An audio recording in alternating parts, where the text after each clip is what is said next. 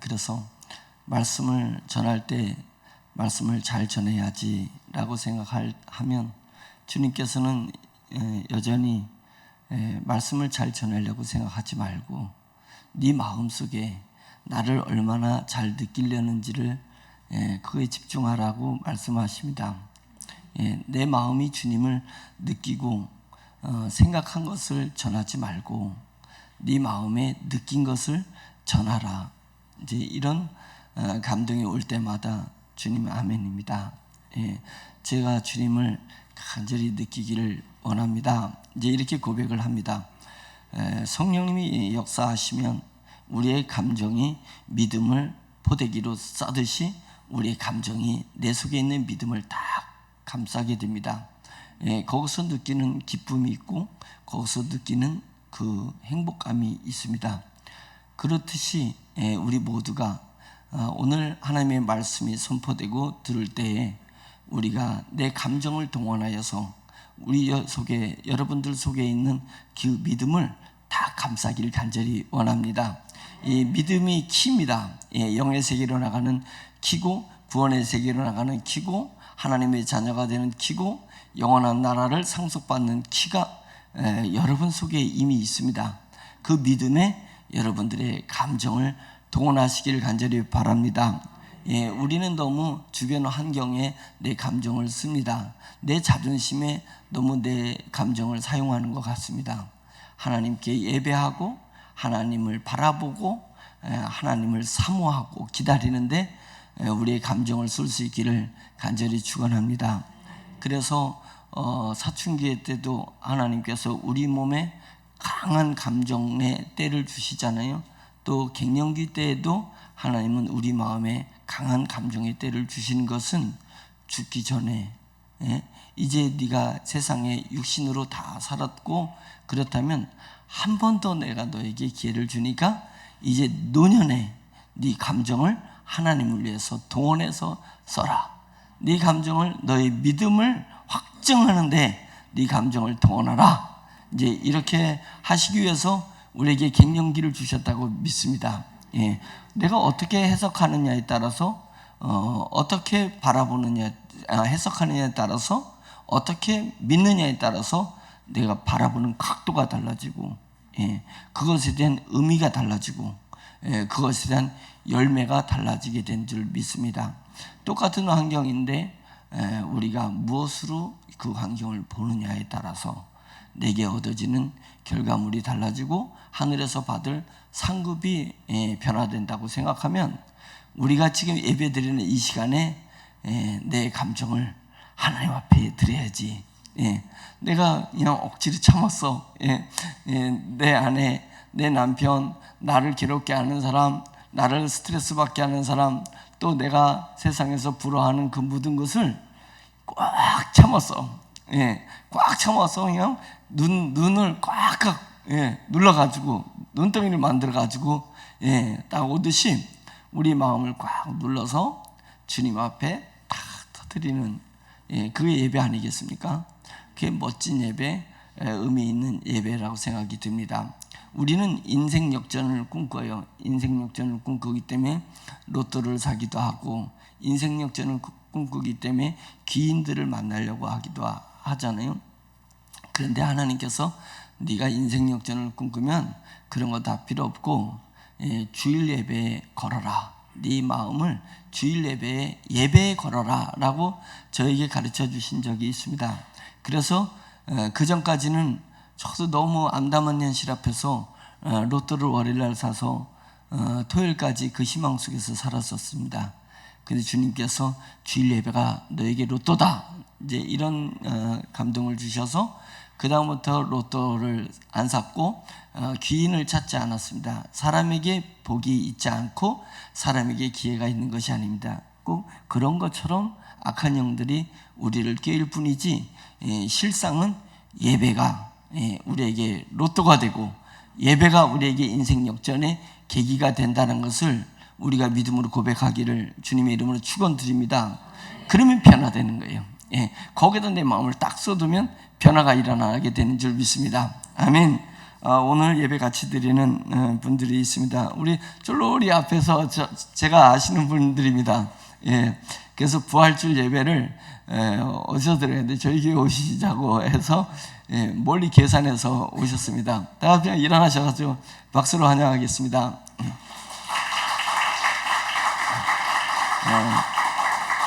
김인덕 성도님, 우원준 성도님, 우혜영 성도님, 그리고 조레오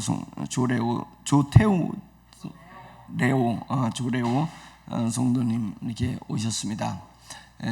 또 우리 계산에서 오셨잖아요. 계산팀이 생겼습니다.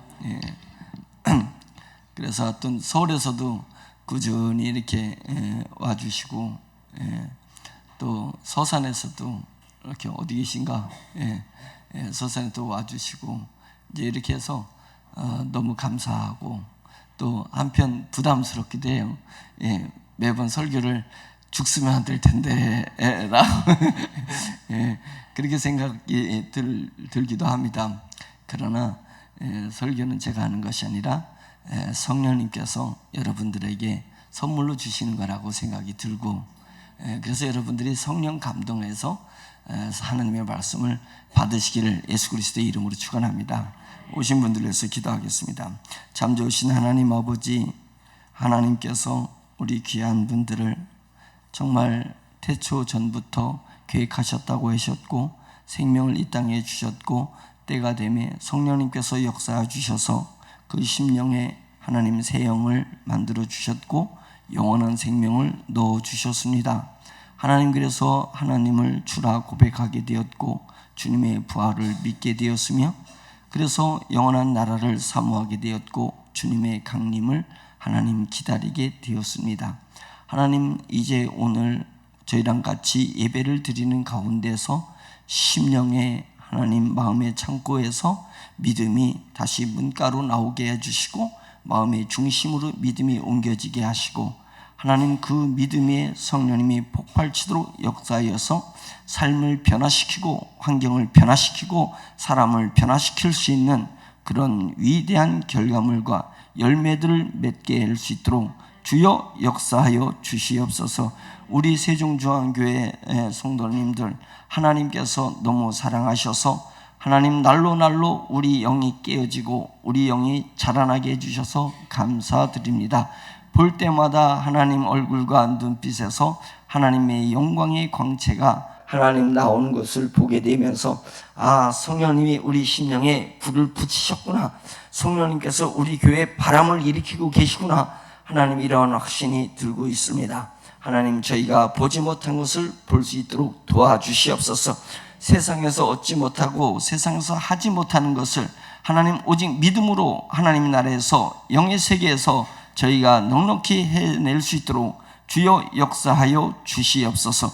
말씀으로 저에게 바른 길을 지도하여 주시고, 말씀으로 저희의 하나님 삶의 틀을 하나님 각을 세워 주시옵시기를 간절히 바라옵고 원하며 예수 그리스도의 이름으로 기도드렸습니다. 아멘.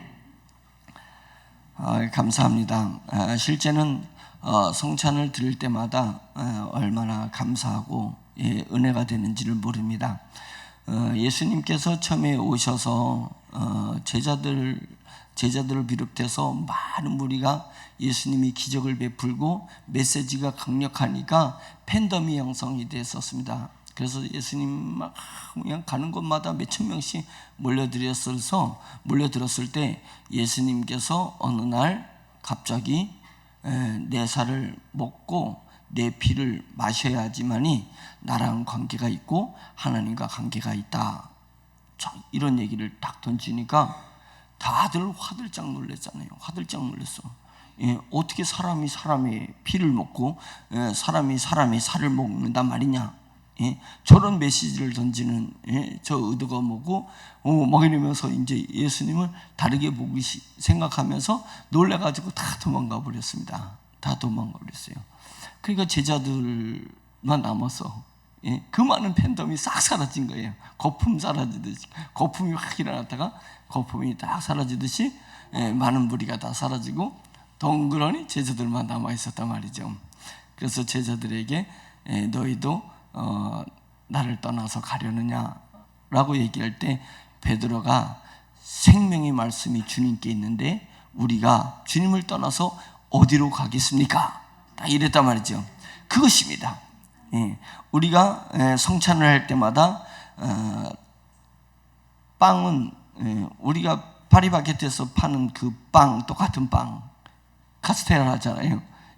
포도주, 당근주, 그거잖아요.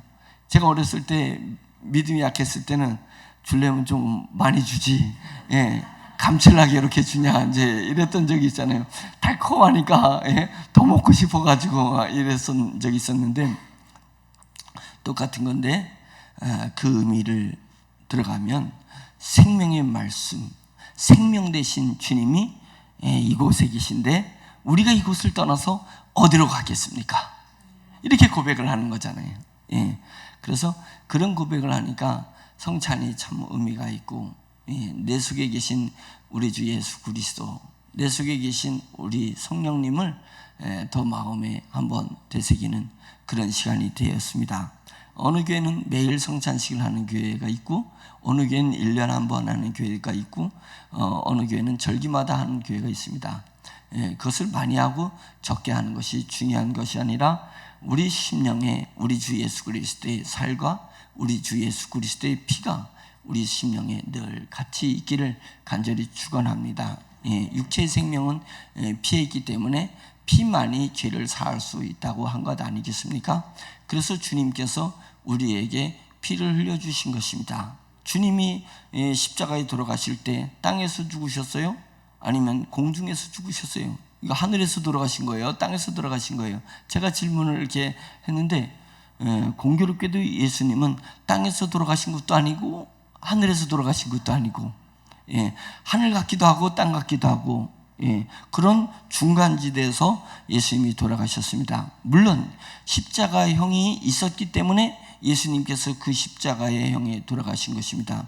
근데 가만히 생각해 보면 예수님이 땅에 속하지도 않고 하늘에 속하지 않고 땅과 하늘, 그 다음에 육의 세계와 영의 세계 중간에서 교량적 역할을 하셔야 됐기 때문에, 그래서 예수님을 위해서 어쩌면 십자가형이 그 당시에 만들어졌을 수도 저는 있다고 생각이 들었습니다. 그래서 예수님이 돌아가신 후에 얼마 있다가 또 십자가형은 사라져 버렸습니다. 너무 참혹하다 그래가지고 십자가형이 사라지게 됐습니다. 꼭 예수님의 죽음을 예고하듯이, 예수님의 죽음을 준비하듯이 십자가형이 그 시대의 역사에서 일어나서 예수님이 공중에서 아니면 땅에서, 땅도 아닌 공중도 아닌 그곳에서 예수님이 십자가에 죽으심으로 말미암아서 거룩하신 하나님과 죄 있는 우리가 예수 그리스도로 말미암아 연합하게 되게 된 것입니다. 이것이 십자가의 놀라운 은혜가 아니겠습니까? 십자가의 놀라운 은혜입니다. 그래서 하늘과 땅이 맞닿은 지평선이 있습니다. 하늘과 바다가 맞닿은 수평선이 있습니다. 그것은 하늘과 땅, 하늘과 바다가 일정한 균형을 갖고 이렇게 유지됩니다.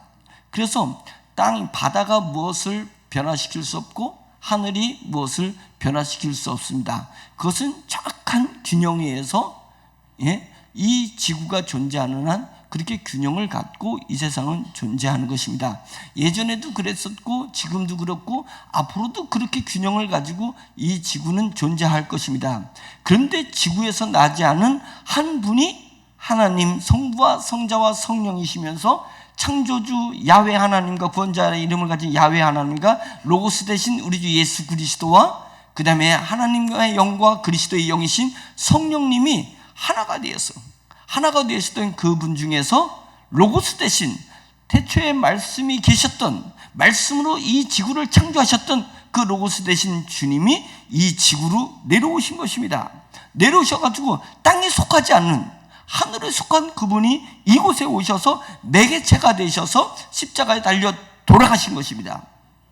그분이 하나님의 사랑을 십자가에 돌아가심으로 말하면 십자가에 죽으심으로 말미암아서 하나님의 사랑을 이 땅에 확증하신 것입니다.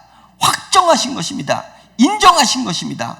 보여지게 한 거예요. 보여지게 한 것입니다. 하나님의 사랑을 십자가에서 보여지게 한 것입니다. 보여지게 하면 어떤 일이 있냐면 결과물이 나와요. 열매가 탄생하는데 그 열매가 부활입니다. 그 열매가 부활이에요. 십자가의 열매가 부활이니 우리가 뿌리가 귀한 거예요? 열매가 귀한 거예요? 뿌리에서 열매가 나오니까 모두가 귀한 것이고 그래서 모두가 하나인 것 아니겠습니까? 그것이에요. 우리 주 예수 그리스도가 하나님의 사랑을 땅과 하늘 그 사이에서 확증하셨으니 그것은 땅에 난 자가 그 일을 할 수 없고 하늘에서 속했던 자가 그 일을 할 수가 없습니다. 이 지구에 속한 자가 그 일을 할 수가 없었습니다. 그러나 오로지 하나님의 영의 세계에서 계셨던 그분, 땅에 속하지 않았던 그분, 죄 가운데서 탄생하지 않은 그분이 다른 곳에서 이 지구에 유일하게 매개체로 온 것입니다. 매개체로 오신 것입니다. 그 매개체가 오면 질서가 깨지는 거예요. 변화되는 거예요. 질서는 질서대로 있지만 그곳에서 놀라운 새로운 결과물이 탄생하는 것이 부활이잖아요. 그것이 부활이라고 우리가 확증해야 되는 것입니다. 부활인 것입니다. 그래서 예수 그리스도가 이 지구상에 이 인류의 부활의 첫 열매가 되셨고 부활이라는 길을 만드셨고 부활이라는 모델을 만들게 되었던 것입니다. 그것은 십자가 때문에 이루어지는 열매입니다. 하나님의 사랑 때문에 이루어진 열매인 것입니다. 그러면서 주님께서 승천하실 때 너희들이 왜 나를 쳐다보느냐? 너희들이 지금 내가 올라간 것을 보듯이 내가 강림할 때 이 땅에 있는 모든 이들이 내가 강림하는 것을 보리라. 예수 그리스도께서 십자가에 못 박히신 걸 보면서 예수님의 부활이 있듯이 예수님이 재림하는 것을 이 땅에 있는 모든 사람들이 보게 될 때, 확증하게 될 때 너희들의 부활이 있을 것이다. 우리의 부활이 일어나게 되는 것입니다. 그때 부활이 일어나는 거예요. 확정되는 것입니다. 예수님이 재림하실 때 예수님의 첫 열매였던 예수님의 부활이 온 인류의 부활로 확정되는 것이 예수님이 다시 하늘로 승천했듯이 예수님이 다시 우리에게 임하는 것을 보는 순간 우리 몸이 부활하게 될 줄로 믿습니다. 하늘에 이미 죽어서 낙원에 있든지 음부에 있든 그들이 부활을 체험하게 될 줄 믿습니다. 그것은 우리에게 그 다음에 일어나는 그런 현상들이 일어나게 되는 것입니다. 다 볼 거예요. 예수님을 믿는 자도 볼 거고 예수님을 믿지 않는 자도 보게 될 것입니다. 주님의 재림을 보는 순간 우리는 거부할 수 없는 우리 몸의 부활이 이룰 건데 예수 그리스도를 믿는 자는 그 안에 있는 영원한 생명 때문에 영원한 나라, 영광의 나라로 생명의 부활에 이를 것이고 예수 그리스도를 믿지 않아서 마음에 받아들이지 않아서 마음에 그 믿음이 없는 자, 오직 자기 마음에 자기 자신만이 똘똘 뭉쳤던 그들은 사망의 부활이 당하게 될 것이니 몸과 영혼이 하나가 되어 붙긴 해.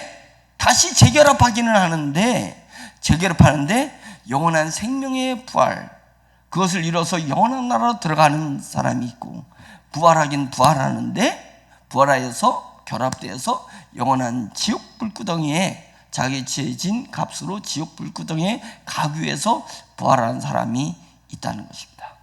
부활하는 사람이 있다는 것입니다. 그것은 언제 일어나냐? 우리 눈으로 주님의 재림을 볼 때 확정되는 것입니다. 확정되는 것입니다. 그래서 본다는 것은 열매를 만들어내는 거예요. 필히 열매를 만들어내는 거예요. 십자가에 보는 것은 부활을 만들어내는 것입니다. 재림을 보는 것은 우리의 부활을 만들어내는 것입니다. 그것이 오늘 막달라 마리아가 일곱 귀신 들린, 정말로 남들이 저 귀신 들린 XX, 귀신 들린 XX가 아니지 귀신 들린 X 막 이러면서 막 얼마나 마리아를 비난하고 마리아를 조롱하고 마리아를 이 마귀의 자식이라고 해서 멀리했겠습니까? 그런 정말 멸시받고 천대받았던 마리아, 그리고 사탄의 자식으로 그렇게 칭해졌던 그 마리아가 예수 그리스도를 봤잖아요. 예수 그리스도를 만났습니다. 그래서 예수 그리스도를 통해서 일곱 귀신이 떠나간 다음에 막달라 마리아는 예수님의 제자가 됐던 거거든요. 예수님의 제자가 되어서 3년 공생의 내내 예수님을 따르고 예수님의 말씀을 듣고 했던 막달라 마리아가 예수님께서 이제 십자가에 못 박히셨습니다. 그래서 못 박힐 때 그 밑에 여인들이 셋이 있었습니다. 그리고 제자가 하나가 있었는데 그 제자는 오늘 요한복음을 쓴 요한입니다. 20대가 안 됐을 때의 나이인 줄 알고 있습니다. 오늘 성경에서 나오면 막달라 마리아가 무덤을 갔는데 무덤 문이 열려 있어요. 그 안에 봤을 때는 아무것도 없어요. 그러니까 이 일이 어떻게 된 거냐고 막 제일 먼저 제자들한테 막 제자들이 다락에 숨어 있으니까 제자들이 가서 우리 주님의 시신이 없어졌다고, 큰일 났다고. 그 당시에 무슨 법이 있었냐면 시체를 훔쳐가는 자는 사형에 처하리라는 로마법이 있었을 때예요. 얼마나 시체를 훔쳐가는 사건이 많았으면 무덤에서 시체를 훔쳐가면 사형에 처하리라는 법이 있을 정도로 이제 그런 일들이 그 당시에 빌비재했었습니다. 그래서 그것을 정부가 강력하게 막고 있었을 때 우리 주님도 그 시체가 그 도둑을 당했다, 이런 일이 있을 수 있냐 알았어요. 막 제자들이 했을 때 그걸 제자 베드로와 요한이 뛰어가는데 요한이 젊고 베드로는 나이가 있으니까 요한이 더 빨리 뛰어간 거 아니에요. 요한은 더 빨리 뛰어나가요. 더 빨리 뛰어나가가지고 무덤을 가가지고 이렇게 안에서 들었는데 신중해가지고 무덤을 가니까 진짜 예수님의 시신이 없어요. 세마포만 개켜져 있는 거예요. 개켜져 있다는 건 뭐냐면 세마포를 이렇게 둘렀으니까 시신을 이렇게 붕대로 쭉 감아 둘렀는데 그 붕대에 몸은 빠져나가고 붕대가 척 내려앉아서 개켜 있는 것을 얘기하는 것입니다. 예수님의 몸은, 부활한 몸은 시간과 공간을 초월한 몸이기 때문에 예수님이 부활하시고 제자들이 왔을 때 벽을 뚫고 그냥 갑자기 나타나시고 벽을 뚫고 갑자기 사라지시거든요. 그런 몸입니다. 그런데 만지려면 또 만질 수도 있어요. 만질 수도 있고 그 다음에 벽을 뚫고 가기도 하고, 갑자기 나타나시기도 하는 것입니다. 부활의 몸을 사모하는 것이 내가 주님의 나라에 갔을 때, 천국에 갔을 때 우리가 부활하게 됐으면 그 부활의 몸을 입은 것은 시공을 초월하는, 그런데 내가 또한 그 위치하기도 하고 먹기도 하고 서로 만질 수도 있는데 필요하면 시공을 초월하는 것을 다니는 그런 몸을 입게 되는 것입니다. 그런 것입니다. 그러니까 예수님의 몸이 붕대를 감았는데 나사로가 죽어서 살아날 때는 붕대를 풀어줘라 그랬습니다. 자기 혼자 어떻게 붕대를 풀을 수가 없어요. 그 붕대를 품어주는데 예수님은 누군가가 가서 예수님의 붕대를 풀어줄 필요가 없었겠죠. 없었습니다. 왜냐하면 그분은 부활하시면서 몸이 싹 부활제 몸을 입었으니까 붕대를 지나서 싹 일어나신 것입니다. 그러니까 붕대가 착 포개져 가지고 개켜져 있는 그 모습을 보게 된 것입니다. 그래서 요한은 젊은 사람이네. 젊어요. 그 요한만이 십자가에, 그 젊은 요한, 겁이 없어. 주님을 사랑하는 그 사랑의 감정이 커가지고 겁을 상실했어요. 베드로는 너 예수님하고 쫓아다닌 너를 보니까 너 예수님하고 같은 동족이다, 같은 파다. 그러니까 로마를 전복하려는, 왕이 돼가지고 로마를 전복하려는 그런 쿠데타 세력이다 라고 자기가 지목되는 것을, 그것이 두려워서 나는 저 사람을 모른다, 나는 저 사람을 모른다 하면서 예수님을 저주하면서까지 자기 자신의 생존, 자기 자신의 안위를 생각했던 베드로에 대비 그 요한은 젊은 어린데도 불구하고 십자가 밑에까지 가가지고 세 여인 막달라 마리아, 어머니 마리아, 야곱의 어머니, 그 마리아, 그 다음에 살로메 마리아, 이 세 명이 예수님의 십자가 밑에서 막 하염없이 우는 거 아니었어요? 막 우는 거예요. 그랬던, 정말 생각하면 내가 지금 예수님 죽음 가까이 가면 저들이 나를 어떻게 생각하냐, 이거 원수들이 나를 같이 감옥에 가둘 거 아니냐, 내 안위는 어떻게 지키냐, 내가 이래 되면 내 가족은 어떻게 하지, 내 재산들은 어떻게 하지, 여러 가지 생각이 있을 수 있어서 다 예수님을 떠나갔습니다. 생각하는 자는 예수님을 떠나갔지만 가슴에 불이 붙은 사람은 예수님을 떠나지 않고 예수님의 십자가 앞에 더 가까이 갔던 것입니다. 그것을 볼 때에 우리는 지금 우리가 신앙생활 하는데 머리로 하고 있느냐, 가슴으로 하고 있느냐. 머리는 우리를 어쩌면 주님에게서 멀리 가도록 할 수 있습니다. 머리는 점점 더 우리가 주님 앞에 나갈 때 계산하게 만들 수 있습니다. 머리는 자꾸만 주님 앞에 나가는데 따지게 만들 수도 있습니다. 그래서 악한 영들이 내 생각을 타고 역사하는 것입니다. 가룟 유다의 생각에 악한 영이 들어간 것입니다. 가룟 유다의 생각에 악한 영이 들어간 거예요. 그러니까 너무 우리가 생각에 몰두하지 않길 바랍니다. 주님 앞에 순전한 양처럼, 주님 앞에 순결한 영혼을 가지고 내 가슴을 가지고 주님 앞에 나가는 거예요. 그냥 나가는 거예요. 그러면 성령님께서 우리를 붙드십니다. 하나님의 영이 천국과 천사가 우리를 붙들어 주시고 세상이 보지 못하는 것을 우리가 보게 될 것이고, 세상이 느끼지 못하는 것을 우리가 느끼게 될 것이고, 세상이 경험하지 못한 것을 우리가 경험하는 자가 되어서 세상이 우리를 감당할 수 없는 그리스도인이 되는 것입니다. 그리스도인은 가슴으로 나가는 사람들이 되어야 될 것입니다. 그래서 그 여인과 요한은 가슴으로 주님 앞에 나가 십자가 밑에 그냥 나간 거예요. 자기 아니 이런 거 신경 쓸 수 없이 나간 것입니다. 나가서 거기서 아임없이 울어요. 그래서 시신이 내려오고 창으로 주님의 옆구리를 찔러서 그나마 남아있는 피와 물을 다 쏟게 만드는 거죠. 쏟게 만들고, 그래서 아리마대 요셉이 예수님의 시신을 걷어가지고 붕대로 대충 감아가지고 무덤에 딱 놓게 된 것입니다. 그래서 3일째 되는 날 무덤에 가서 예에서 향료를 발라야 돼요. 시신이 썩지 않고 그래도 오래 더 보존될 수 있도록, 썩은 향이 나지 않도록 부패를 방지하는 그런 향을 바르게 되는 것이 그 당시의 예법입니다. 예법이에요. 더운 나라이기 때문에. 그런데 이 세 여인들이 어떻게 했습니까? 그때 요한은 없었어요. 세 여인이 어떻게 했어요? 막달라 마리아, 그 다음에 야고보의 어머니 마리아, 살로메 마리아, 이 세 여인이 어떻게 했냐면 새벽에, 이른 새벽에, 3일째 되는 새벽에 향료를 들고 무덤으로 간 거 아니에요.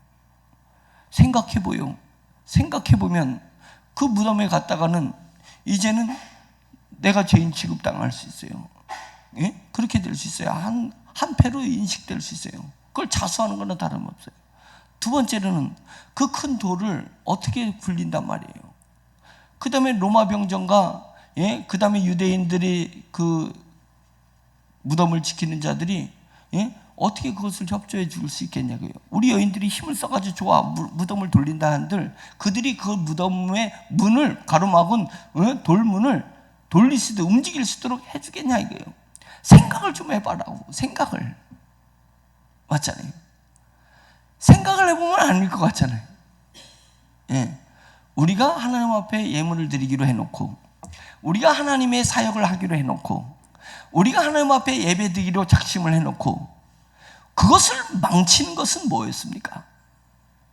저와 여러분들의 생각 아니었습니까? 이 똑똑한 생각이 하나님의 내 가슴이 열려서 하나님의 은혜가 감사하고 하나님의 성령의 역사가 감동되어서 내 가슴으로 하나님 앞에 작정했던 것을 막은 것이 무엇이었습니까? 세상 사람들이었습니까? 세상 물질이었습니까? 환경이었습니까? 아니지 않습니까? 내 똑똑한 내 생각이 그것을 다 막지 않았습니까? 좀 더 자자, 좀 더 졸자, 좀 더 눕자 하는 것, 내 안위를 생각했던 것 때문에 그 내 생각이 내 가슴이 하나님을 향해서 작심했던 것을 멈추게 했던 것 아니겠냐 이거예요. 돌아봅시다. 돌아보고 내가 내 생각을 명령해야 돼요. 이 똑똑하다고 생각하는 내 생각아, 주 예수 그리스도의 이름으로 명하노니 너는 잠잠히 있어라. 너는 십자가로 가라. 그것입니다. 옛사람을 다룰 줄 아는 사람이 그리스도인이 성숙한 그리스도인입니다. 내 옛사람, 내 과거를 다룰 줄 알아야 돼요. 그냥 과거에 묻혀가지고 오늘을 살지 말고 과거를 다룰 줄 알아라 이거예요. 과거를 다룰 줄 알아. 과거에서 잘한 것은 하나님 앞에 영광을 위해서 내가 취해서 하나님의 영광에서 사용하고, 과거에 하나님 앞에서 잘못했던 것, 하나님 앞에서 옳지 못하게 살았던 그것은 내가 제어하는, 뭐로? 영의 힘으로 제어하는, 가슴으로 제어하는 사람들이 되어야 될 줄로 믿습니다.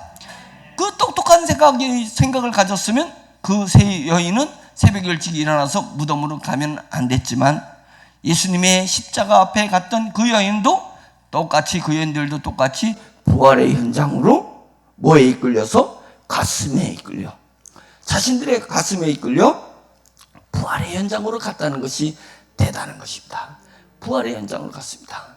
그래서 막달라 마리아가 최초로 그 제자들 500여 명의 또 제자들, 그 다음에 나중에 야고보, 그 다음에 그 사도 바울이 만삭되지 못해서 태어난 것 같은 나 같은 놈, 좀 머저리 같은 놈, 예수님을 믿고 보니까, 예수님을 보고 보니까 자기가 얼마나 머저리 같은지 몰라요. 자기는 천재인 줄 알았어요. 천재인 줄 알았어요.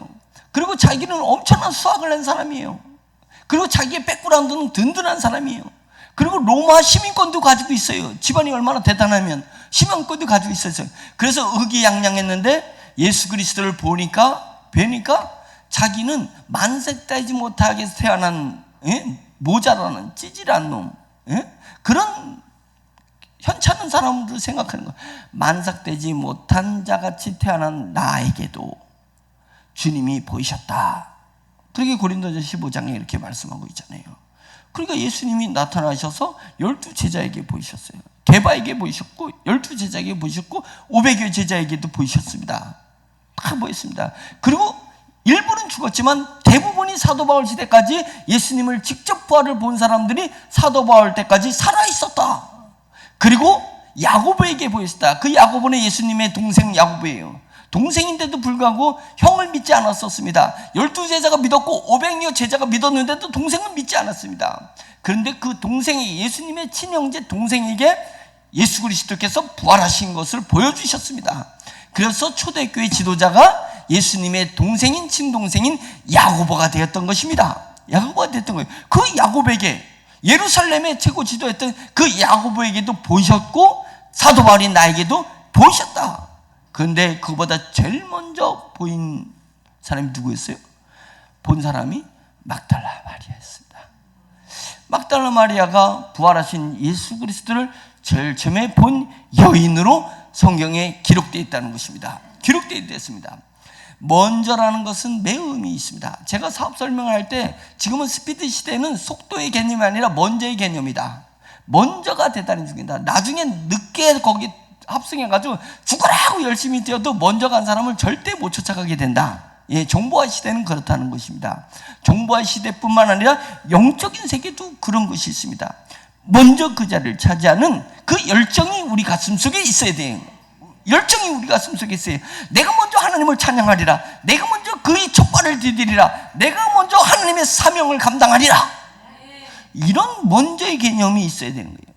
그래서 막달라 마리아가 이 인류에서 최초로 7 귀신 들려가지고 사람들한테 무시받고 천대받았던 그 여인, 귀신 취급받았던, 마귀 취급받았던 그 여인이 예수님의 부활을 제일 먼저 보는 기록을 갱신하게 됐다는 것입니다.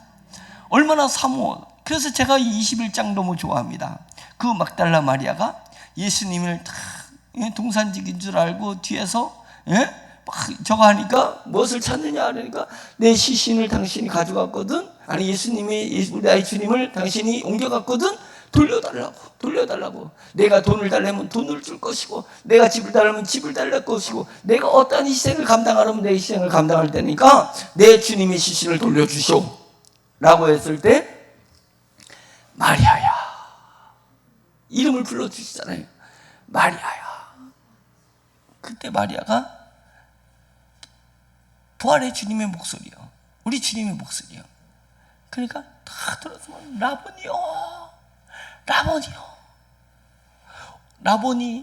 라보니는 오 나의 주님이요 이런 뜻입니다. 오 나의 선생님이요, 나의 선생님이요.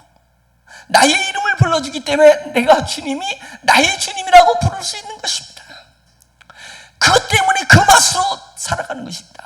신앙은 그 맛으로 살아가는 것입니다. 내가 나의 주님을 우리의 주님이라고 하지 않고 나의 주님이라고 부를 수 있는 것, 나의 예수님이라고 부를 수 있는 것, 나의 성령님이라고 부를 수 있는 것, 그 맛으로 살아가는 것 아니겠습니까? 그래서 막달라 마리아 이 예수님의 다리를 팍 감싸죠. 노터치하지 말라는 뜻이 아닙니다. 성경에서 노터치하지 말라는 게 나를, 마리아야 언제까지 나를 계속 잡고 있을 거냐 이런 뜻입니다. 계속 나를 계속 꼭 잡고 있을 거냐. 저는 주님과 있고 싶어요. 깜짝 놀랐잖아요. 주님이 우리를 떠난 줄 알고 깜짝 놀랐잖아요. 그때 예수님께서 그래, 왜 깜짝 놀래? 내가 계속 얘기했잖아. 내가 죽어도 다시 있을 것이다. 내가 가도 너희 가운데 있을 것이다. 그래서 내가 가면 나의 영인 보혜사 성령님이 너 가운데 있을 거야. 너 가운데 있을 거야. 보혜사 성령님을 느끼면 곧 나를 느낄 수 있어. 나를 느끼면 우리 하나님을 느낄 수 있어. 너희가 나를 보고도 하나님을 알지 못하느냐? 너희가 나의 말을 듣고도 내 말 속에 있는 하나님의 역동적으로 일하시는 것을 느끼지 못하느냐? 이것입니다. 성령님이 우리 가운데 계십니다. 성령님이 우리 주 예수 그리스도의 영으로 오셨기 때문에 우리 주 예수 그리스도를 나의 주로 고백하도록 성령님이 1대1로 내 안에 계신 것입니다. 그래서 우리가 나의 주님으로 부를 수 있는 것입니다. 그러기 전에 주님이 내 이름을 똑똑히 부르셔 주시잖아요. 마리아야. 다 부르니까 라반이야. 나의 주님, 안 돼요. 나 주님과 같이 있습니다. 마리아야, 네가 이제는 나를 배신하고 자기 아내 때문에 나를 부인하고 저 다락방에 숨어있는 이제 내 제자들에게 내가 부활하신 소식을 마리아 네가 전해줘야 되지 않냐? 이제 마리아야, 소명을 감당하라. 이게 그거잖아요. 소명을 감당하라. 그래서 밤새도록 주님을 붙들고 있었는데 주님께서 나에게 소명을 감당하도록 나를 보내주시는 것입니다. 우리가 기도 중에 주님을 느껴요. 기도 중에 주님을 바라봅니다. 우리가 다 그렇잖아요. 주님을 바라봅니다. 제자들과 사도들은 눈으로 주님을 뵀습니다. 우리는 주님을 마음으로 뵀습니다. 너희가 보고 믿는 믿음이 좋은 줄 아느냐? 보지 않고 믿는 믿음이 더 귀한 것이다 라고 주님이 말씀했습니다. 보지 않고 믿는 믿음이 더 귀한 것이다. 그 얘기는 뭐냐면 심령으로, 눈으로 보는 것이 아니라 심령으로, 믿음으로 바라보는 것입니다. 믿음으로 바라보는 거예요. 믿음으로 주님을 바라보면 열매가 맺히는 것입니다. 삶을 승리할 수 있는 열매가 맺힙니다. 내 몸을 다스리고 사람들을 지배하고 다스릴 수 있는 그 능력을 맛보게 되는 것입니다. 그러니까 우리가 내 마음의 믿음의 눈으로 주님을 바라볼 것을 사모하셔야 돼요. 주님을 바라볼 것을 사모하면 그 예배가 성공한 예배가 되고 그 기도가 성공한 기도가 되고 그 하나님과의 교제가 성공한 교제가 되어서 내 속에서 부활의 능력이 내게 온다는 것입니다. 내 육체가 눈으로 주님을 바라볼 때에 내 육체가 부활하는 것을 체험하겠지만 지금은 하나님께서 보혜사 성령을 주셔서 우리에게 은혜를 주셨는데 그것은 내가 비록 지금은 부활하지 않지만 하나님께서 우리에게 중생을 주셔서 새 영을 허락하시죠. 중생은 새 영을 주신 거예요. 거듭남을 주셨어요. 새 영을 주시고 그 새 영에 하늘에게 하나님에게 성부성자에게만 존재하는 영원한 생명을 내 영 속에 주신 것입니다. 그래서 나는 내 새 영을 얻었고 영원한 생명을 얻었어요. 그런데 내가 마음으로 주님을 믿음으로 주님을 뵈면 부활의 능력이 나에게 탑재된다는 것입니다. 그때 비로소 열매가 맺혀지는데 우리는 육신을 입고 이 땅에 있기 때문에 아직 주님이 재림하시기 전 천년왕국의 시대를 살고 있기 때문에 우리는 마음으로 예수 그리스도를 바라봐서 예수 그리스도께서 부활하셨던 내가 장차 부활할 그 부활의 능력을 탑재해야 된다는 것입니다. 지금은 능력이 탑재될 시대예요. 능력이 탑재되는 시대를 우리가 살고 있는데 왜 이렇게 능력 없게 살고 있냐 이거예요. 우리는 왜 이렇게 능력이 없게 살아요? 내가 질병이 있어서 능력 없게 살아요. 능력이 있이 못 살고 있어요. 비리비리하고 이렇게 살고 있어요. 내가 돈이 없어서 이렇게 비리비리하게 살고 있어요. 내가 지식이 없기 때문에 배운 게 없기 때문에 학벌이 없어서 이렇게 지질이 살고 있어요. 내가 백그라운드 없기 때문에 그런 것 때문에 네가 지질하게 사는 게 아니야. 네가 주님을 믿음으로 보지 않아서 부활의 능력을 탑재하지 않았기 때문에 너는 그렇게 세상에 눌려서 사는 거야. 주님의 음성을, 주님의 영적인 질서를 깨달아야 될 줄 믿습니다. 주님이 십자가에 하나님의 사랑을 십자가에서 확정하시면서 예수 그리스도의 부활이 있었습니다. 그 다음에 우리 마음속에 성령님이 우리 안에 믿음을 넣어주셔서 내가 믿음의 눈으로 성령님을 바라보고 성령을 통해서 예수 그리스도를 바라보므로 말미암아 확증함으로 말미암아 마음으로 믿어 의에 이르고 입으로 신하여 구원에 이른다. 입으로 확증하라 이거예요.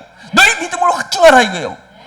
그러면 열매가 맺히는데 그 열매는 부활의 능력을 받게 된다. 네가 7번 쓰러져도 8번 일어날 거예요. 70번에 7번 쓰러져도 너는 더 다시 일어날 거예요.